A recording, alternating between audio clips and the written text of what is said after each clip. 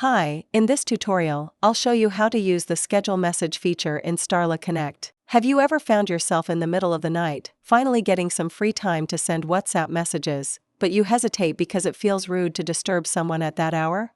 It's a common situation. We all have busy lives, and sometimes the only time we can focus on tasks is late at night. But here's the reality: sending a message at that hour isn't ideal for your recipients.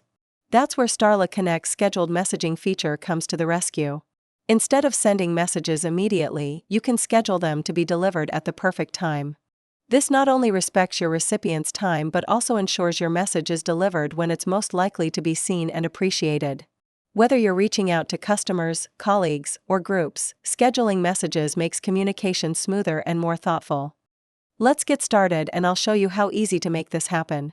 After logging into Starla Connect, you can use the Send Now menu or the Campaign menu to send messages. In both menus, you'll see an option to set a schedule. This feature works with a simple on/off web button. To schedule your message, turn the button on, and you'll be able to select the exact date and time you want your message to be delivered. Before submitting, make sure you've added your media file, if needed, and completed your copywriting. Once everything is set, click the Submit button.